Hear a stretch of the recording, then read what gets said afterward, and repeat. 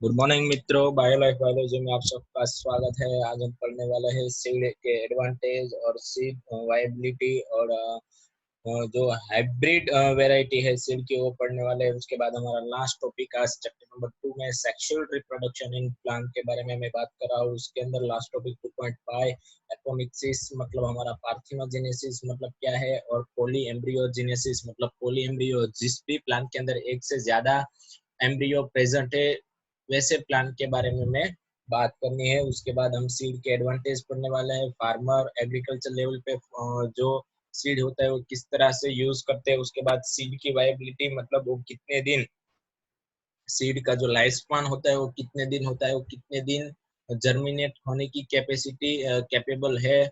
उस सारी बातों की आज हम चर्चा करने वाले हैं आज के लेक्चर के अंदर। तो चलिए आज का लेक्चर स्टार्ट करते हैं। 2.5 नंबर का हमारा topic seed advantage in viability apomixis and polyembryo इसी। आज हम पढ़ने वाले हैं advantage of seed viability of advantage of seed and viability of seed. तो आइए चलिए हम बात कर लेते हैं कि seed offer several advantage to angiosperm. Angiosperm के जो सीड है उसके बहुत सारे एडवांटेजेस है। फर्स्ट मैं बात करूँ, since reproductive process such as pollination and fertilisation are independently of water, मतलब जो रिप्रोडक्टिव प्रोसेस है पॉलिनेशन की और फर्टिलाइजेशन की वो वाटर पे डिपेंडिंग नहीं है, मतलब उसको जो वाटर की प्रेजेंट और एब्सेंस में कुछ डिफरेंट नहीं है। उसके बाद सीड फॉर्मेशन की जो प्रोसेस है वो सेक्सुअल रिप्रोडक्शन के बारे में। तो जो सीड फॉर्मेशन की जो प्रोसेस है वो मोर डिपेंडिंग इन वाटर, मतलब जो वाटर पे वो बहुत ज्यादा डिपेंडिंग है। मतलब अगर वाटर की वाइबिलिटी मतलब वाटर अगर कम हुआ तो जो सीड फॉर्मेशन की प्रोसेस है वो स्टॉप हो सकती है, उसमें थोड़ी दिक्कत आ सकती है। Also, seed have a better adaptive strategy for a disperse a new habitats and help the species to colonize in other area। और उसके बाद जो सीड है वो अच्छी जगह, मतलब जहाँ पे वो उसको जर्मिनेट होने की कंडीशन है, एडेप्टेशन अच्छा है, वहाँ पे वो अपनी जो न्यू स्पीसीज है वो डेवलप करेगी। And as they have sufficient food reserved। और उसके बाद सीड की बात करने में आए कि सीड के पास फूड रिजर्व रहता है सुफिशेंट। मैंने आपको बात बताया था कि कई सारे सीड होते हैं, उसके पास जो एंडोस्पर्म होते हैं, दो टाइप्स के सीड थे, नॉन अल्बुमिनस और अल्बुमिनस। उसमें से जो अल्बुमिनस सीड होते हैं उसके पास जो फूड होता है वो रिजर्व रहता है। वो क्यों रिजर्व रहता है? जब वो जर्मिनेट होता है तब ये फूड यूज होता है, और वो तब तक इस फूड की हेल्प से वो सर्वाइव होगी जब तक जो उसके जो प्लांट है वो सीड में से जो नया प्लांट बनने वाला है, जो नया एम्ब्रियो है, डेवलप ना हो जाए, उसकी स्टीम और उसके जो लीव्स है वो डेवलप ना हो जाए, क्योंकि लीव्स की हेल्प से ही प्लांट फोटोसिंथेसिस करेगा और अपना जो न्यूट्रिशन, अपना जो खुराक है, अपना जो फूड है वो बनाएगा। लेकिन जब तक प्लांट के पास कैपेसिटी नहीं है फोटोसिंथेसिस की, तब तक जो सीड के पास रिजर्व फूड होता है, जो एंडोस्पर्म में रिजर्व फूड होता है वो यूज होता है। तो यहाँ पे लिखा है as they have sufficient food reserve young seeding are nourished until they are capable for photosynthesis on their own, मतलब वो अपने प्लांट अपना जो अपने आप ही फोटोसिंथेसिस करने लगे तब तक ये रिजर्व रहता है। तो hard seed coated provide protection to young embryo.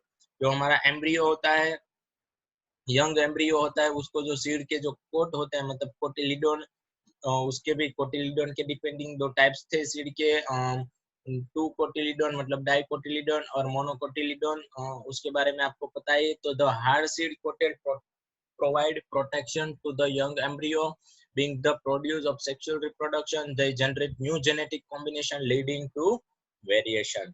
उसके बाद मैं बात करूँ सीड की एग्रीकल्चर लेवल के बारे में, उसके जो फंक्शनल है, उसके जो एग्रीकल्चर एडवांटेज है और फार्मर को किस तरह से वो जो जर्मिनेट होता है उसके बारे में बात करें तो seed is the basis of our agriculture. Dehydration and dormancy of a mature seed are crucial for storage for seed which can be used as a food the throughout the year and also to raise a crop in the next season।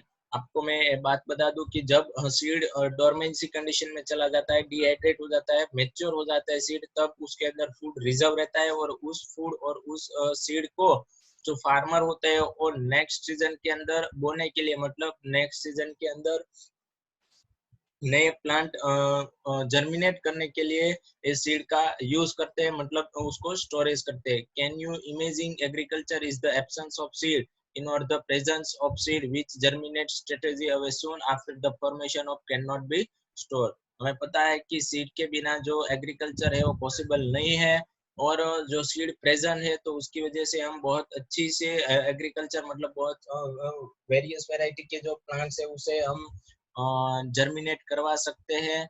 और उसको store भी, मतलब ये seed है उसको हम store भी करते हैं। जब वो डोरमेंसी कंडीशन में चला जाता है सीड, तब उसको हम मैनी ईयर के लिए, 2-3 साल के लिए, मतलब फार्मर होते हैं जो अपने अपने यहाँ फसल होती है उस फसल को, लाइक गेहूं, तो गेहूं होते हैं तो गेहूं एक साल में जितना आए वो गेहूं ले लेते हैं, और थोड़े बहुत कुछ गेहूं होते हैं वो गेहूं की जो सीड होते हैं वो डोरमेंसी कंडीशन में चले गए होते हैं। उसके बाद वो थोड़े बहुत कुछ सीड जो फार्मर होते हैं वो अपने पास स्टोर करते हैं, और नेक्स्ट सीजन में जब नेक्स्ट रेन होगी, बरसात होगी, तब उसको जर्मिनेट करवाने के लिए यही जो हमारे डोरमेंसी जो सीड है वो उसी को यूज करते हैं नेक्स्ट सीजन को।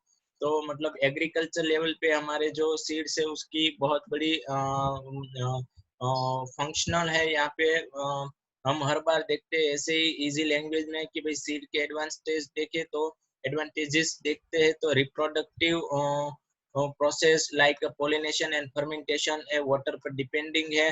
लेकिन सीड का जो फॉर्मेशन प्रोसेस है वो मोर डिपेंडिंग है वाटर के ऊपर। उसको जो वाटर की जरूरत रहती है सीड फॉर्मेशन में, पोलिनेशन और फर्टिलाइजेशन में वाटर नहीं मिला तो भी चलेगा, लेकिन सीड फॉर्मेशन में वाटर जरूरी होता है। Seed is a sexual reproduction product, so they had generate a new genetic combination leading to variation. Seed हमारा sexual reproduction के दौरान बनता है, इसके लिए उसके अंदर बहुत सारी जेनेटिक वेरिएशन आ सकता है। मैंने आपको पहले भी एक एग्जांपल दिया था, फिर से दे देता हूँ कि एक प्लांट है जिसके पास मेल गेमेट्स है, उसके पास अदर कैरेक्टर होंगे, जेनेटिक मटेरियल होगा। यहाँ पे दूसरा प्लांट है जो मेल गेमेट्स रखता है, मेल रिप्रोडक्टिव पार्ट है, उसके पास भी जेनेटिक मटेरियल डिफरेंट होगा। उन दोनों के कॉम्बिनेशन से हमें जो नया सीड मिलने वाला है, जो नया प्लांट मिलने वाला है, उसके पास बहुत सारे जेनेटिक वेरिएशन होगा। अगेन इसका मेल गेमेट्स और अदर प्लांट का जो फीमेल गेमेट है वो दोनों आप क्रॉस करवाओ तो उसमें भी जो नए प्लांट मिलेंगे उसके पास भी बहुत अच्छी अच्छी कैरेक्टर और जेनेटिक वेरिएशन मिलता है। मतलब generation to generation sexual reproduction के अंदर जेनेटिक वेरिएशन पॉसिबल है। उसके बाद सीड के यूज एग्रीकल्चर लेवल पे, जैसे मैंने बात की कि नेक्स्ट सीजन के लिए ये जो सीड है वो यूज हो सकता है। जब रेज होते हैं, जो क्रॉप क्रॉप होते हैं वो नेक्स्ट सीजन के लिए यूज किए जाते हैं। उसके बाद हम बात करने वाले सीड की वाइबिलिटी, मतलब सीड कितने दिन तक जिंदा रह सकता है। तो some seed for can remain alive from 100 of year. बहुत सारे सीड है वो 100 साल तक भी अपनी जो वाइबिलिटी है और रखते हैं, मतलब वो जिंदा रह सकते हैं। लेकिन कौन सी कंडीशन में? डोरमेंसी। अगर वो डोरमेंसी मतलब इनएक्टिव कंडीशन में हो गए, डिहाइड्रेट हो गए, तो उसके अंदर जो उसका एम्ब्रियो है वो डोरमेंट हो जाएगा। जब उसको फेवरेबल कंडीशन मिलेगी तभी वो जर्मिनेट होगा। ऐसा हमने लास्ट लेक्चर के अंदर देख लिया है। 10,000 years ऑफ डोरमेंसी के जैसे प्लांट है लाइक ल्यूपिनस आर्कटिक्स एंड आर्कटिक्स टुंडर, जो ठंडा आर्कटिक रीजन है, जो आर्कटिक रीजन है जहाँ पे बर्फीले प्रदेश है, जहाँ पे बर्फीले प्रदेश है, उस तरह के जो वहाँ पे जो प्लांट होते हैं उसका नाम यहाँ पे लिखा है ल्यूपिनस यूपिनस आर्कटिक्स आर्कटिकस। वहाँ पे जो हमारा एंटलार्टिक आर्कटिक रीजन है, हमारा अर्थ का जो आर्कटिक रीजन है, टेंड्रा है हमारा, आर्कटिक टेंड्रा है अर्थ का। उस रीजन के वहाँ पे जो होने वाले जो सीड्स है वो 10,000 साल के लिए डोरमेंसी के कंडीशन में चले जाते हैं। मतलब वो डोरमेंसी रहते हैं, मतलब वो लाइव रहते हैं, उसके लाइफ स्पान इतना है। उसके बाद वो कई सारे प्लांट है लाइक प्लाम, हम खजूर खाते हैं, उसके सीड की बात की गई है। प्लाम मतलब हमारा जो खजूर, उसके जो सीड होते हैं वो 2000 साल तक जिंदा रहते हैं। लेकिन कौन सी कंडीशन में? डोरमेंसी कंडीशन में। जब हमारे आर्कियोलॉजिकल एक्सकेवेशन हो रहा था, जब आर्कियोलॉजिकल एक्सिबिशन हो रहा था, तब एक किंग हेजार्डस का एक पैलेस था जो से था, मतलब जो दरिया का पास का जो एक से, मतलब जो दरिया के पास का जो एक पैसिफिक रीजन था, वहां पे किंग हेजार्डस का पैलेस मिला हमारे आर्कियोलॉजिस्ट को। तब वहां पे एक पाम है, उसका एक सीड मिला, उसका पाम का साइंटिफिक नाम है फेनो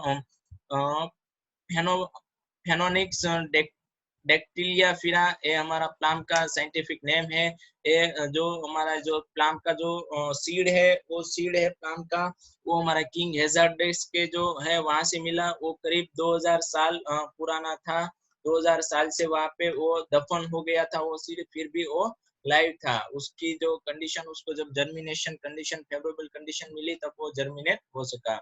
उसके बाद एपोमिक्सिस और पार्थिनोजेनेसिस की बात करूं तो एपोमिक्सिस का मतलब होता है पार्थिनोजेनेसिस। हम पढ़ गए हैं कि जब सीड विदाउट फर्टिलाइजेशन प्रोड्यूस होता है, हम पार्थिनोकार्पिक फ्रूट के बारे में पढ़ चुके हैं, पार्थिनोकार्पिक फ्रूट के बारे में पढ़ चुके हैं। तो मैं बात कर दूं पार्थिनोकार्पिक फ्रूट की, तो इसके पहले के लेक्चर में मैंने बात किया था पार्थिनोकार्पिक फ्रूट, जो फूड विदाउट फर्टिलाइजेशन डेवलप होते हैं, जिसकी ओरे होते हैं विदाउट फर्टिलाइजेशन फ्रूट के अंदर डेवलप हो जाते हैं, उसको पार्थिनोकार्पिक फ्रूट किया था। यहाँ पे पार्थिनोजेनेसिस के बारे में बात करनी है, तो प्रोड्यूस सीड विदाउट फर्टिलाइजेशन मतलब एक ऐसी प्रोसेस की मेल गेमेट्स और फीमेल गेमेट्स होते तो है सेक्सुअल रिप्रोडक्शन में, लेकिन फीमेल गेमेट्स होता है डायरेक्टली सीड के अंदर कन्वर्ट हो जाता है। ये जो मेल गेमेट्स है उसके साथ जॉइंट होकर जाइगोट नहीं बनाता, मतलब फर्टिलाइज नहीं होता। तो ये जो पार्थिनोजेनेसिस एपोमिक्सिस की जो प्रोसेस है, वो one type of asexual reproduction है, लेकिन जो सेक्सुअल प्रोडक्शन है उस टाइप की जो उसकी जो रिएक्शन हो ऐसी कॉपी करते हैं, मतलब ट्राई करते हैं कि सेक्सुअल रिप्रोडक्टिव हो, लेकिन अगर नहीं हुआ तो one type of asexual reproduction ही है। पार्थिनोजेनेसिस में हमने चैप्टर नंबर 1 में भी देखा था। उसके बाद पॉली एम्ब्रियो की बात करें तो मैंगो एंड सिट्रस जो प्लांट है उसके अंदर जो न्यूसेलर सेल होते हैं, आपको पता है न्यूसेलर सेल क्या है। जब फीमेल के अंदर ये हमारी ओवरी है, ओवरी के अंदर जो हमारा ओव्यूल है, उसके जो उसके पास जो लेयर है न्यूसेलस के सेल है, वो सेल होते हैं, वो एम्ब्रियो सैक बनाते हैं। ए एम्ब्रियो सैक के जो सेल होते हैं वो डिवाइड होने लगते हैं, मतलब उसके सेल डिवाइड होने के बाद मेनी एम्ब्रियो प्रोड्यूस करते हैं, मतलब एक से ज्यादा एम्ब्रियो बनाते हैं एक ही प्लांट के अंदर। तो इस टाइप के जो प्लांट है उसके अंदर एक से ज्यादा एम्ब्रियो हमें दिखाई देते हैं, उसको हम बोलते हैं पॉली एम्ब्रियो। क्या बोलते हैं हम? Poly embryo. Hybrid variety of seed, अब मैं बात करने वाला हूँ हाइब्रिड वेराइटी ऑफ सीड की। मैं यहाँ पे बात कर रहा हूँ, तो हमें यहाँ पे याद रखना है। ओके, हमें यहाँ पे याद रखना है कि हाइब्रिड सीड होता है वो वेजिटेटिव क्रॉप्स, मतलब जो वेजिटेबल है वहाँ पे, मतलब उसकी जो अच्छी अच्छे वेजिटेबल्स जिसके पास न्यूट्रिशन प्रोटीन अच्छा हो, इस टाइप के जो वेजिटेबल्स के जो छोड़ है उसको हम हाइब्रिडाइज करके ज्यादातर कल्टीवेट किया जाता है। लेकिन फार्मर को ये जो कल्टीवेशन प्रोसेस है, हाइब्रिडाइज कल्टीवेशन प्रोसेस, वो बहुत कॉस्ट, मतलब उसकी जो वो जो हर बार वो हाइब्रिडाइज सीड खरीदना वो थोड़ा कॉस्टली हो जाता है। सो अगर फार्मर ने एक बार हाइब्रिडाइज सीड खरीद लिया, आपकी बुक्स के अंदर ही लिखा है फार्मर ने एक बार हाइब्रिडाइज सीड खरीद लिया तो हाइब्रिडाइज हमें प्लांट मिलेगा। उसी प्लांट को हमें एपोमिक्सिस मतलब पार्थिनोजेनेसिस करवाना है, एसेक्सुअल रिप्रोडक्शन करवाना है। एसेक्सुअल रिप्रोडक्शन होने की वजह से उसके जो जेनेटिक्स मटेरियल है उसके अंदर कुछ चेंजेस नहीं होगा, अदरवाइज इसके जो जेनेटिक मटेरियल है उसके अंदर चेंजेस हो जाएगा। मैं आपको बता दूं कि ये हमारा दूसरा हाइब्रिडाइज सीड है। अब इन दोनों के बीच में कल्टीवेशन होने की वजह से जो नया प्लांट हमें मिलता है, सेक्सुअल रिप्रोडक्शन हुआ तो उसके अंदर जेनेटिक वेरिएशन होगा, लेकिन ये हाइब्रिडाइज सीड है। वैसे ही कैरेक्टर हमें नए प्लांट के अंदर चाहिए, तो उसके लिए उसको हमें एसेक्सुअल रिप्रोडक्ट करवाना होगा। तो एसेक्सुअली रिप्रोडक्टिव करवाते मतलब जो फार्मर होते हैं एपोमिक्टिस, मतलब जो एसेक्सुअल रिप्रोडक्शन की प्रोसेस आर्टिफिशियल करवाए इस प्लांट के अंदर, तो that is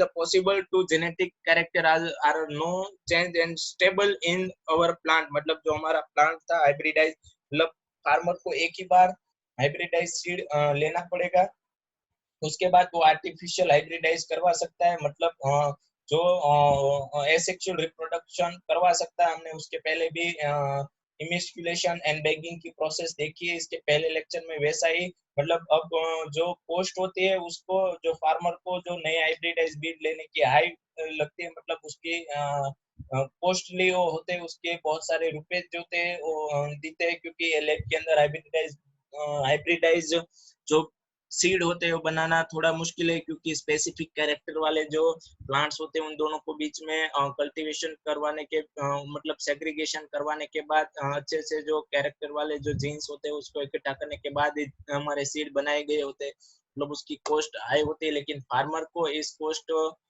जो होती है वो कॉस्ट लो, मतलब एक ही बार फार्मर को ये जो सीड है वो लेना पड़ेगा, उसके बाद वो एपोमिक्सिस मतलब एसेक्सुअल रिप्रोडक्शन आर्टिफिशियल करवा के नए नए सीड जनरेट कर सकता है, जिसके अंदर जेनेटिक मटेरियल सेम होगा, क्योंकि हमें पता है कि एसेक्सुअल रिप्रोडक्शन होता है तो उसके अंदर जो सेम पेरेंट प्लांट होता है ऐसा ही कैरेक्टर वैसा ही जो नया प्लांट हमें मिलता है, उसके अंदर कुछ जेनेटिक चेंजेस आता नहीं है। तो ये बात है हाइब्रिड वैरायटी के सीड की। तो आइए हम देखते हैं कि हमारी बुक्स के अंदर जो लिखा है क्या है। तो यहाँ पे लिखा है कि वायबिलिटी की मैं बात कर रहा हूँ, तो यहाँ पे आपकी बुक्स के अंदर ही लिखा है कि how do long the seed remain. Yes, how do long the seed remain alive after their dispersal, मतलब कितने टाइम तक वो सीड हमारा लाइव रहेगा। This period again varies greatly, in a few species the seed loss viability within a few months. बहुत सारे seed होते हैं उसकी वाइबिलिटी कम होते हैं, बहुत सारे मंथ में वो थोड़े बहुत मंथ में वो उसकी वाइबिलिटी खो देते हैं और वो मर जाते हैं। उसके बाद बहुत सारे सीड होते हैं, seed of large number of species live for several years, बहुत ज्यादा इयर्स के लिए वो जिंदा रहते हैं। Some species some seeds can remain alive from 100 years. There are several record of a very old 8 viable seed. बहुत सारे हमारे पास रिकॉर्ड है, एग्जांपल है जो बहुत सारे सालों से सीड लाइव रहा है। ऐसा ऐसा एक एग्जांपल मैंने दिया, लुपियन जो लुपियस आर्क्टिकस रीजन थे, मतलब बर्फीले जो आर्कि आर्कटिकस जो रीजन थे उस रीजन पे आर्टिकल टेंड्रा आर्टिक टेंड्रा है। इस रीजन के अंदर जो सीड होते हैं, मतलब बर्फीले जो प्रदेश होते हैं वहां पे जो सीड होते हैं वो बहुत साल तक वाइबल रहते हैं, मतलब वो डोरमेंस कंडीशन में चले जाते हैं। The seed germination after flower after the estimation record is a 10,000 year of dormancy. वो 10,000 10,000 साल के लिए वो डोरमेंसी कंडीशन में रहा है, ऐसा रिकॉर्ड है। वो कौन सा प्लांट है? ल्यूपिन। ल्यूपिन के जो सीड है मैं आपको उसकी इमेज दिखाने वाला हूँ नेक्स्ट स्लाइड के अंदर। आपको घबराने की जरूरत नहीं है कि ल्यूपिन क्या आ गया, कैसा प्लांट है, ये आर्टिक टेंड्रा मतलब कैसा रीजन मैं बताने वाला हूँ। उसके बाद recent record of 2000 year old viable seed. हम अभी हमारे जो आर्कियोलॉजिस्ट एक्सकेविशन हो रहा था तब किंग हेरोडोस पैलेस के पास हमें जो प्लाम है उसका जो सीड है वो मिला था, वो 2000 साल ओल्ड था। आपको याद रखना है कि वो किंग था, तो किंग का जो पैलेस था उसका नाम और उसके अंदर जो प्लाम का जो सीड मिला वो कितने साल ओल्ड था। उसके बाद आपकी बुक्स के अंदर ही ये दो पैराग्राफ दिए है। इस पैराग्राफ के अंदर ऐसा कुछ नहीं, बहुत इजी पैराग्राफ है। इसके अंदर बहुत सारे क्वेश्चन प्रोड्यूस होते हैं। आफ्टर कंप्लीटिंग सेक्सुअल रिप्रोडक्शन, अगर सेक्सुअल रिप्रोडक्शन प्लांट के अंदर कंप्लीट हो गया उसके बाद plant it would be worth attempting compared the enormous reproductive capacity of some flower plant by asking the flowering question। बहुत सारे क्वेश्चन बनते हैं, वैसे सारे क्वेश्चन के आंसर हमारे पास है, हम इजी दे सकते हैं। How many eggs are present in embryo sac, कितने एग्स एम्ब्रियो सेक के अंदर प्रेजेंट हो गए। तो मैं आपको बता दूं कि जिस प्लांट के अंदर एक ही सीड प्रेजेंट होगा उसके अंदर एक ही प्रेजेंट होगा। जिस प्लांट के अंदर सो मेनी सीड मतलब कोई फ्रूट्स के अंदर से बहुत ज्यादा एक सीड निकलते हैं तो उसके अंदर बहुत ज्यादा एग प्रेजेंट होते हैं। How many embryo sac are present in ovule, कि भाई एम्ब्रियो एक हमारा एम्ब्रियो सेक है उसके अंदर कितने ओव्यूल रह सकते हैं, तो जितने एग हो गए इतने एम्ब्रियो सेक मिलेगी, जितने एग हमें मिलते हैं इतने एम्ब्रियो सेक हमें मिलते हैं। How many ovule are present in ovary, के एक ओव्यूल के अंदर कितनी ओवरी प्रेजेंट होती है। ये सारे क्वेश्चन हम 11th के अंदर चैप्टर नंबर 1 2 और 3 के अंदर इजीली, मतलब 2 और 3 के अंदर इजीली हमने सॉल्व कर लिए हैं स्टैंडर्ड 11th के अंदर। फिर भी यहाँ पे दिए गए हैं how many ovaries are present in typical flower, एक फ्लावर होता है उसके अंदर कितनी ओवरीज प्रेजेंट होती है। तो आपको बता दूं कि ओवरी तो फ्लावर के अंदर एक ही प्रेजेंट होती है। ओवरी के अंदर जो ओव्यूल होते हैं वो बहुत ज्यादा होते हैं, ओव्यूल के अंदर जो एम्ब्रियो होते हैं वो भी एक ही होता है, लेकिन एक एम्ब्रियो के अंदर एक की जो नंबर्स ऑफ एग हो गए वो बहुत ज्यादा हो गए डिपेंडिंग टू तो नंबर्स ऑफ सीड उसके एक फ्रूट्स के अंदर, मतलब एक प्लांट के जो फ्रूट्स है उसके अंदर से कितने सीड निकलते हैं। अगर 10 सीड निकले तो उसके अंदर एक की जो एग हो गए वो कितने हो गए, 10 हो गए, कितने हो गए, 10 हो गए। तो मैं आपको एक एक टाइप की फिगर यहाँ पे ड्रॉ करता हूँ, आप ये सारे आंसर इजीली समझ सकते हो। ये हमारी ओवरी है, इस ओवरी के अंदर एक हमारा ओव्यूल है, इस ओव्यूल के अंदर ये हमारा एम्ब्रियो है, उस एम्ब्रियो के अंदर 10 डिफरेंट डिफरेंट सीड दिए गए हैं, मतलब एग है, यहाँ पे 10 एग है, यस इस 10 एग है, तो 10 एग है वो डिफरेंट डिफरेंट पोलन की हेल्प से फर्टिलाइज होने वाले हैं। आप देख सकते हैं सबकी डिफरेंट डिफरेंट पोलन ट्यूब होगी। उसके बाद वो जो उसका जो एम्ब्रियो होता है, मतलब ये जो हमारी ओवरी है वो किस में कन्वर्ट हो जाती है, फ्रूट में, और ये सारे एग है मतलब जाइगोट है, हमारा जो जाइगोट है वो किस में कन्वर्ट हो जाता है, सीड में। तो एक ही फ्रूट्स के अंदर से बहुत ज्यादा सीड मिला, उसका मतलब एग उसके अंदर बहुत ज्यादा है एक ही एम्ब्रियो के अंदर। उसके बाद मैं बात करूँ कि embryo sac are present in ovule, एक एम्ब्रियो सेक के अंदर कितने ओव्यूल प्रेजेंट होते हैं, तो आप देख सकते हैं एक ही ओव्यूल प्रेजेंट है। How many ovule are present in ovary, ovule भी कितने प्रेजेंट होते हैं एक ओवरी के अंदर, तो आपको भी आंसर अब पता चल गया है। How many various ovaries are present in typical flower, एक फ्लावर के अंदर कितने ओवरी होते हैं, एक ही होते हैं। How many flower are present in tree, on a tree, कितने फ्लावर ट्री के ऊपर प्रेजेंट है, मतलब एक फ्लावर प्रेजेंट है। तो एक एक फ्लावर में से इसके अंदर कितने एग है उसके डिपेंडेंट उसकी जो सीड्स के नंबर से नंबर ऑफ सीड तो डिपेंडिंग रहता है। और फ्लावर्स तो हमें पता है कि प्लांट के अंदर बहुत सारे रहते हैं ट्री के अंदर, और सारे जो फ्लावर्स होते हैं कन्वर्ट होते हैं सीड में और फ्रूट्स में। उसके बाद मैं बात कर दूं, यहाँ पे एक नीचे पैराग्राफ दिया गया है आपको कि can you think some plant in which fruit contain a very large number of seed, हमें ऐसे नाम देने हैं कि बहुत छोटे जो ऐसे फ्रूट्स है जिसके अंदर बहुत ज्यादा सीड है। हमने ऑर्किड तो हमें पता ही है कि उसके अंदर बहुत ज्यादा फूड है, मतलब सीड है, 1000 ऑफ सीड, छोटे छोटे तीन ही सीड प्रेजेंट होते हैं ऑर्किड के अंदर। सिमिलरली जो हमारा दूसरा similarly in the case of fruit of some parasitic species such as orobanche on striga, have you seen a tiny seed in seed of ficus, उसका जो फ्रूट्स होता है फिकस, मतलब यहाँ पे जो प्लांट है ओरोबेंसियस, मतलब हमारा जो बहुत बड़ा प्लांट है अर्थ पे, लाइक उसको हम बोलते हैं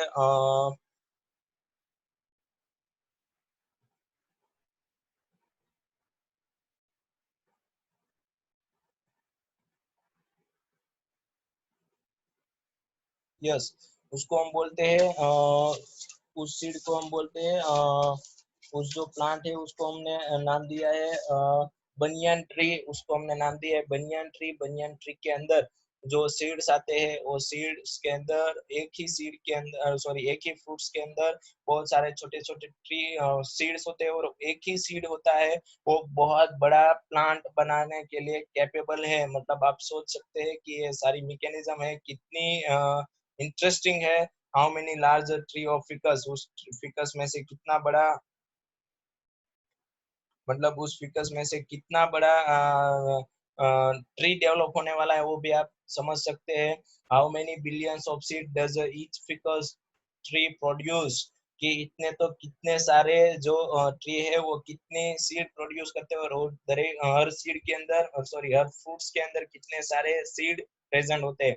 can you imagine any other example which such as a tiny structure can produce such large biomass of ovary over the years, ऐसे दूसरे भी प्लांट है जिसके सीड छोटे हैं लेकिन उसके अंदर से बड़ा बड़ा बहुत बड़ा बायोमास हमें मिलता है, वो प्लांट होता है वो बहुत बड़ा होता है। तो आई थिंक मुझे ऐसा लगता है कि इसके अंदर ऐसा कुछ है नहीं, ये बहुत इजी है। आपको इसमें से ऐसा कुछ एग्जाम में क्वेश्चन आए ऐसा कुछ डिफिकल्ट नहीं है, लेकिन आपको ये याद रखना है।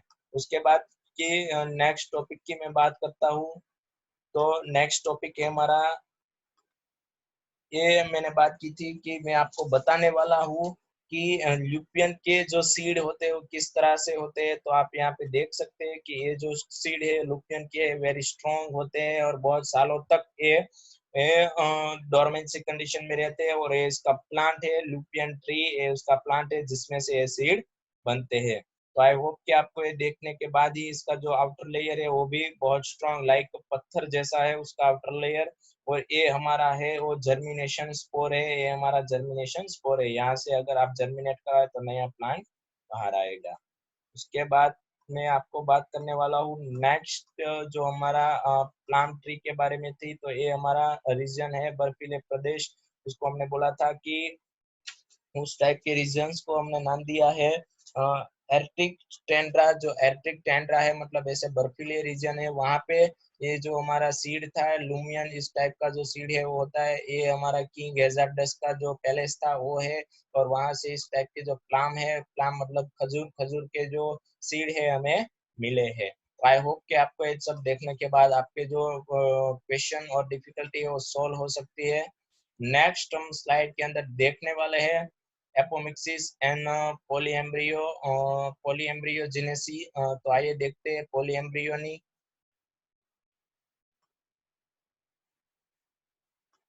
Yes, okay.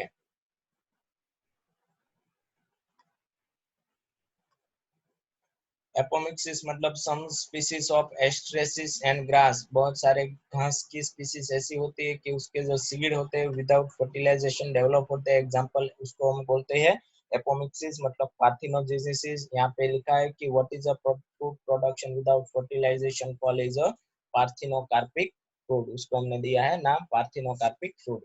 This apomixis is a formal form of asexual reproduction in minimal several reproduction. There are several way of developing a apomictic seed. बहुत सारे ऐसे वे हैं जो apomictic seed बनाने हैं। In some species the diploid egg cell formate without reduction division and develop into the embryo without the fertilization.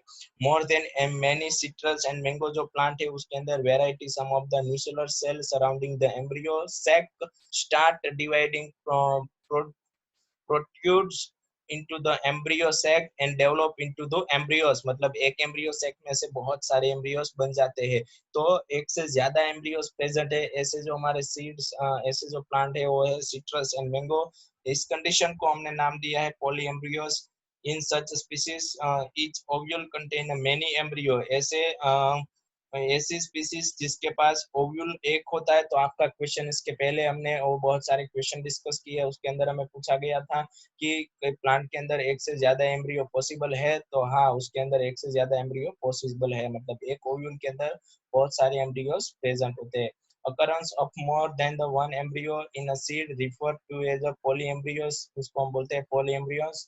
take out the some speed seed of orange and squeeze them। observe the many embryo different size। हम orange का जो seeds होते हैं उसको अगर हम तोड़े तो उसके अंदर से हमें बहुत सारे छोटे छोटे एम्ब्रियो मिलते हैं, हम देख सकते हैं इजीली।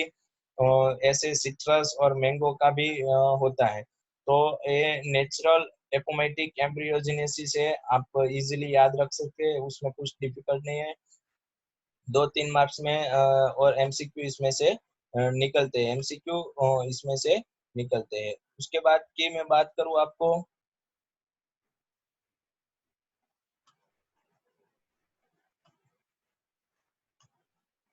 उसके बाद की मैं बात करूं नेक्स्ट हमारा टॉपिक है वो टॉपिक है हाइब्रिड वैरायटी एंड सीड एपोमाइटिक्स। मतलब हाइब्रिड वैरायटी के जो सीड्स है उसके बाद मैं बात करूं तो hybrid variety of several of our food and vegetable crop are being extensively cultivated. मतलब ज्यादातर कल्टिवेट, लेकिन cultivation of hybrid as a cultivation of hybrid as a term thousand increase the productivity, productivity बढ़ा देते हैं। One of the problem of the hybrid, इसमें एक problem रहता है the hybrid seed have or to be produce every year. हमें the हर साल ये जो हाइब्रिड सीड है वो प्रोड्यूस करने पड़ते हैं। लेकिन ऐसा ऐसा नहीं है कि एक बार आपने हाइब्रिड सीड बो दिया तो उसके अंदर से बार बार हमें ऐसा ही प्लांट मिलेगा। उसके जेनेटिक मटेरियल के अंदर सेक्सुअल रिप्रोडक्शन होने की वजह से चेंजेस आता है। इसकी वजह से in seed collect from the hybrid are sown the plant is a progeny will segregate and do not maintain a hybrid character। यहाँ पे लिखा है कि प्रोजनी होती है उसके अंदर जो जेनेटिक्स हम चैप्टर नंबर 5 के अंदर देख ही चुके हैं कि दो डिफरेंट डिफरेंट टाइप के प्लांट होते हैं, उसके अंदर से डिफरेंट डिफरेंट कैरेक्टर मिक्स होके नया प्लांट बनता है, तो उसके अंदर जो जेनेटिक्स होता है वो सेग्रीगेट हो जाता है। Production of the hybrid seed है costly and hence the cost of hybrid seed become the expensive for the farmer। Farmer को ये बहुत एक्सपेंसिव रहता है। if these hybrid are made into apomatic, इसलिए इस हाइब्रिड प्लांट को हम एपोमाइटिक्स मतलब पार्थिनोजेनेसिस ट्रैक की मदद से मतलब मैकेनिज्म की हेल्प से हम उसको जर्मिनेट करवा सकते हैं। तो हमें करना क्या है, तो सिंपल है, मैंने पहले भी बता दिया था, फिर से बता रहा हूँ। ये हमारा एक हाइब्रिड प्लांट है, ये हमारा एक हाइब्रिड प्लांट है, दिखा देता हूँ यहाँ पे। यस, ये हमारा हाइब्रिड प्लांट है जिसके पास मेल गेमेट्स, जिसके पास मेल और फीमेल, मेल फ्लावर और फीमेल फ्लावर है, सेक्सुअल रिप्रोडक्शन करता है। तो हमें से आर्टिफिशियल हाइब्रिडाइजेशन प्रोसेस की हेल्प से इसको स्टॉप करना है। उसके अंदर से जो एंथर है उसको निकाल देना है, उसके अंदर से जो एंथर है उसको हमें निकाल देना है। सिर्फ हमें क्या रखना है, उसका उसका हमें जो फीमेल पिस्टिल है, जो हमारा फीमेल रिप्रोडक्टिव पार्ट, वही रखना है। मतलब एपोमिक्सिस विदाउट फर्टिलाइजेशन, अगर हम सीड फॉर्मेशन कर सके विदाउट फर्टिलाइजेशन, अगर हम सीड फॉर्मेशन पॉसिबल कर सके इन लेबोरेटरी के अंदर, तो ये हमारा जो कॉस्टली मतलब जो हमारा फार्मर्स का जो मेन प्रॉब्लम था कि ये हाइब्रिडाइज सीड यूज करना उसके लिए एक्सपेंसिव होता है, तो इस प्रॉब्लम का वो सॉल्यूशन मिल सकता है। अभी तक ऐसा हुआ नहीं, लेकिन इसका जो apomixis in hybrid seed industry, उसकी active research is going in many laboratory around the world to understand the genetic apomixis and transfer the apomictic genes into hybridised variety. ये पूरी जो एपोमेटिक्स जीन्स है उसको हम हाइब्रिडाइज्ड वैरायटी के अंदर transfer करने की जो पूरी मैकेनिज्म है वो डेवलप कर रहे हैं, क्योंकि इजी नहीं है जितना आप इजी समझ सकते हैं। कि आप हमें ऐसा लगता है कि अगर हम एक प्लांट के अंदर, ये हमारा प्लांट है, उसके अंदर हमने जो मेल गेमेट्स को बाहर निकाल दिया, लेकिन जो फीमेल है वो किस तरह से जो एपोमिक्स मतलब पार्थिनोजेनेसिस करेगा, मतलब वो शायद ना भी सीड को कन्वर्ट, मतलब ये जो पिस्टिल है उसके अंदर जो ओवरी है, उसके अंदर जो एग है, वो शायद ना भी बहुत सारे ऐसे जो वेजिटेबल है उसके अंदर ये पार्थिनोकार्पिक प्रोसेस नहीं होता, तो उसके अंदर ये पॉसिबल नहीं है। तो उसको ये पार्थिनोकार्पिक करवाने के लिए जो टेक्निक है वो भी डेवलप हो रही है, उसकी जो जेनेटिक्स अंडरस्टैंडिंग है वो भी अभी डेवलप हो रही है, उसकी जो जीन्स है वो हाइब्रिडाइड्स कैसे हुए वो सब प्रोसेस हो रही है, वो भी रिसर्च हो रहा है। तो यहाँ तक हमारा चैप्टर था, बहुत इंटरेस्टिंग और बहुत इजी है।